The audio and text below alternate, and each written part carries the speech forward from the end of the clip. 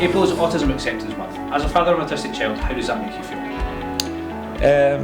Yeah, it's obviously good for awareness and obviously education around autism, which can only be a good thing. So it's good that more people are getting a better understanding, and as I say, it could only help the individuals itself as well. So it's important to, as you said, raise awareness of autism and everything around it. What did you know about autism before the birth of your little one? Nothing, absolutely zero. So it's obviously when you have, or you get to know your son and you start to pick up on things, and it's obviously you don't know anything, so it's just a total learning sort of curve from, for us it was 18 months when I started seeing little things. So nowadays, like, it seems to be, obviously with autism awareness and the education around it, it seems to be easier to sort of pick up on these things, which is good. And in terms of establishing the sort of relationship that you've got with your son and building that sort of relationship through what a lot of autistic people as communication issues, how have you found that, and obviously building that and learning more about it as well? Yeah, obviously from an early age, when he wasn't sort of developing words, and obviously communication was pretty much, he was non-verbal at a point, that obviously frustration built up within himself, and obviously getting to know him, or getting to know what he wanted to do or what he was wanting, whether it was just food or doing a different activity. Obviously it was difficult, but we obviously adapted to sort of try and learn how to get over these hurdles as well, and whether there was sort of word pictures and stuff like that. So that was obviously the most difficult thing, but as he's developing, as he's getting older, he's coming on more and more each month, which is good to see as well. And 7 years old, you said Nova was, yeah? 6, yeah, just turned 6, just turned 6. If you were to describe what life was like with Nova, and the challenges around it, but also the positive moments, the loving moments, how would you describe that to somebody who didn't know about the circumstances at all? Yeah, I mean, I think it's probably one thing to describe it as unpredictable, how he's going to be, different days, what triggers him to maybe have little off days and meltdowns, and maybe in situations where, whether it's noise, whether it's light, whether it's maybe having unfamiliar people around, which can trigger that.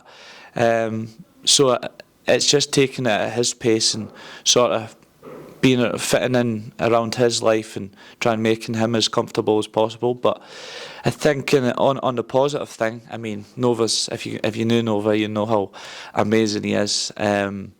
So it brings out the better in you.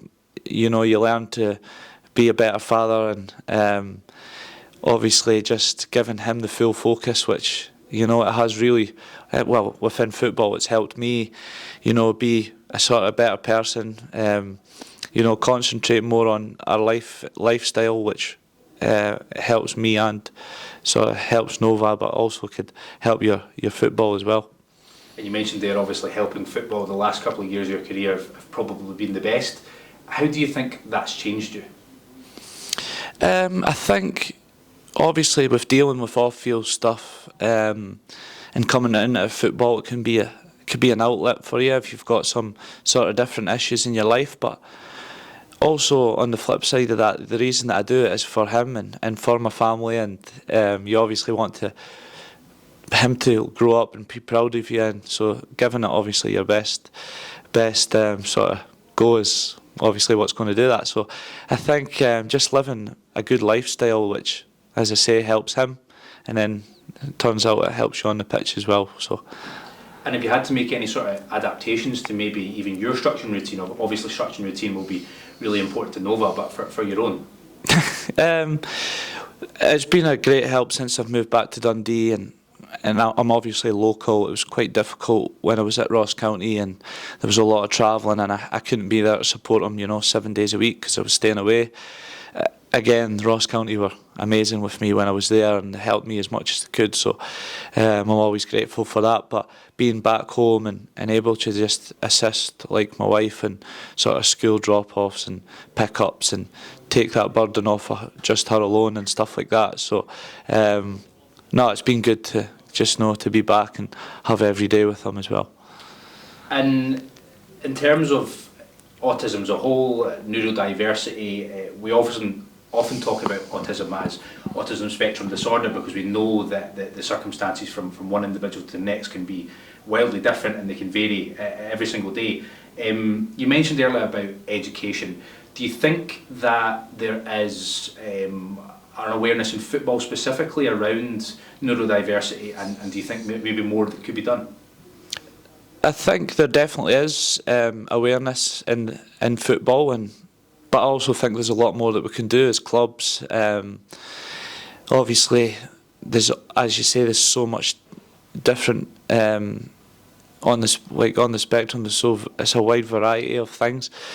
But I think just looking at the overall situations and how we can make games, for instance, just be easier for autistic people to attend, or different events that would be more suited for sort of sensory issues and stuff like that. So I know there's a lot of clubs around sort of world football that's helping this situation. So I mean, the more sort of awareness and educating around it is only going to enhance it for everyone. And you've spoken previously about your desire to help clubs introduce sensory rooms at a football stadium. This would obviously welcome more of a diverse community to football, but also provide a safe setting, as you touched on. What is sort of your experience of that so far? I know obviously I spoke very briefly at Ross County. I know they've maybe got I think they've got sensory rooms at both Parkhead and Ibrox. Do you think that's something all clubs should really look to introduce? I think so, definitely. I mean, there's so many people out there that, for whatever reason in their life, that they can't get to games. Maybe it's the parents feel anxious, they don't want to take their kids that get affected by noise and stuff like that. So also the parent will miss out on the team that maybe they've supported their whole life, and then obviously the kids aren't getting to experience football, which obviously can then be something in their life that they really grow to love and fill them with confidence and give them a sort of purpose like it does to all us. We all love it. So I think getting that sort of safe setting would be amazing. And I know it obviously comes down to the sort of money and stuff like that, which is challenging, but the more we can do to sort of help, the better. Brilliant. And you mentioned earlier about obviously making the decision to come back to Dundee, relocating back to the city. Do you think that has really underlined how important a support system is for both yourself and for footballers in general, and for families living with someone with additional needs? How significant is that? I think just for any family that's got kids, the more support they get, the easier it becomes. It just gets sort of magnified when you've got a kid with additional needs, and it was becoming we weren't able to manage, and it was just causing him so much stress, and you could tell how anxious he was at that point in his life. So over the last year, obviously I've been here from the start of the season. I could just see how much happier he is, how much he's grew, how much he's sort of enjoying even going to school or spending time with me at night, and it's great to see. And it's just, hopefully he could just keep on sort of learning and just being a happy wee boy that he is. And people will only really know you as Simon Murray the footballer. They'll see you on TV, they'll see you at games, they'll know you're full throttle, they'll see you're passionate. But how has the experience of having Nova and him growing up now into a young boy, how has that changed your perspective? I mean, I know obviously I come across on the pitch as this sort of fiery character, and sort of people call me angry or whatever, but I've always been a caring person. I sort of just wear my heart on my sleeve when it comes to football, and that's just the way I am, and that won't change. So, but in terms of, having Nova and also my other child, Bali, obviously you want to do as well for them as a father. When it comes to your kid, obviously they're the most important thing in your life. So that's Brilliant. Okay. And we're obviously celebrating Autism Acceptance Month during April. If there was another member or non-member, any player in Scotland or player elsewhere, if they were to maybe approach you for advice about being a father to an autistic child, one, how would that make you feel? And also, what would maybe be some of the advice that you'd pass on to them? Yeah, I would more than happy help anybody that wanted to know anything if maybe they'd had a young child or and they're seeing little signs, and I've had that, so like I'm open to help, and I'm not I don't know everything about it, but whatever I knew I would try and pass on as best I could, and yeah, so what would my advice be to them is just do what's best for your kid, and you know them better than anyone else, so what you feel you need to do, you do it for them.